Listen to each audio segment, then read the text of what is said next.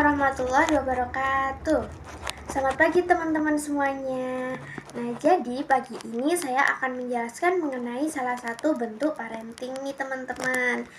Nah, bentuk parenting yang akan saya jelaskan hari ini yaitu prophetic parenting.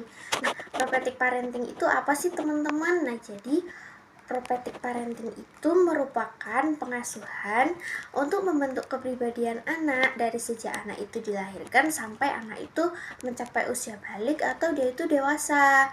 Nah, dengan berpedoman pada ajaran Rasulullah dan bersumber dari Al-Quran dan hadis, di mana hal ini dilakukan secara bertahap sampai mencapai tingkat yang sempurna atau sampai anak itu sudah bisa berpegang teguh pada syariat Allah Subhanahu wa taala.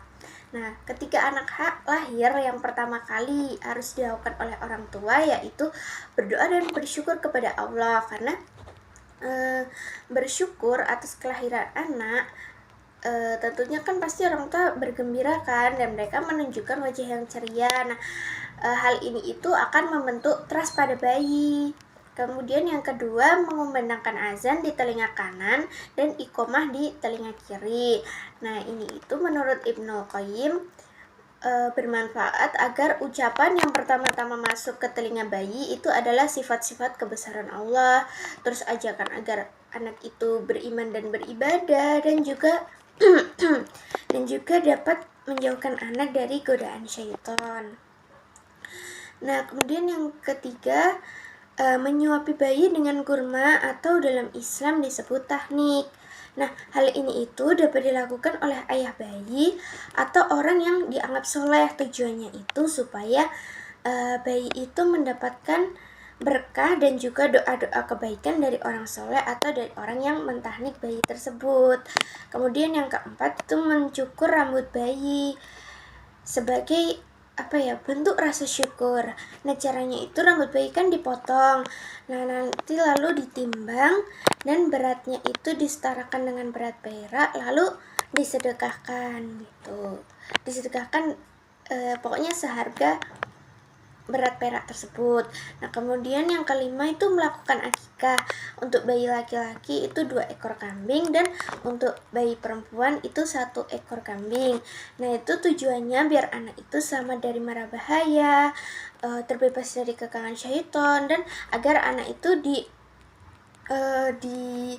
hari kiamat nanti bisa memberikan syafaat untuk orang tuanya. Nah, kemudian dalam mengasuh anak sendiri itu dibagi menjadi beberapa tahap nih guys. Yang pertama, dari usia 0 sampai 6 tahun atau golden age. Itu kan tumbuh kembang anak itu masih berkembang dengan pesat ya. Nah, di usia ini itu Rasulullah menganjurkan agar anak itu diasuh dengan cara yang lemah lembut, penuh perhatian, penuh kasih sayang, dan diperlakukan selayaknya raja. Nah, tujuannya itu supaya anak merasa aman, nyaman, bahagia, sehingga anak itu tumbuh kembangnya dapat optimal, punya motivasi, percaya diri, dan kreatif.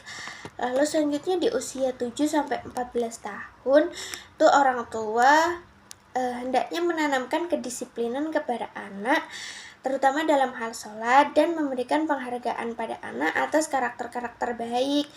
Seperti hal ini tujuannya itu agar dapat terbentuk karakter baik pada anak seperti tanggung jawab, mandiri, dan lain-lain. Kemudian di usia 15 sampai 21 tahun orang tua itu dianjurkan memperlakukan anaknya seperti seorang sahabat. Jadi diajak berdiskusi, diajak membicarakan permasalahan-permasalahan yang ada di rumah, di masyarakat. Tujuannya itu agar anak itu merasa dia punya tanggung jawab nih dalam keluarga dan dalam sosial masyarakat, serta dia itu jadi dekat dan terbuka sama orang tuanya. Nah, kemudian yang terakhir di usia 21 tahun anak itu sudah boleh nih dilepaskan sama orang tuanya, tapi tetap harus sambil dikasih arahan atau nasihat ketika anak berbuat salah. Jadi meskipun anak itu dilepaskan oleh orang tuanya, dia boleh menjalani kehidupannya sendiri, tapi dia itu tetap harus diawasi gitu guys. Jadi itu sekian penjelasan dari saya mengenai prophetic parenting. Semoga dapat bermanfaat bagi teman-teman semuanya. Wassalamualaikum warahmatullahi wabarakatuh.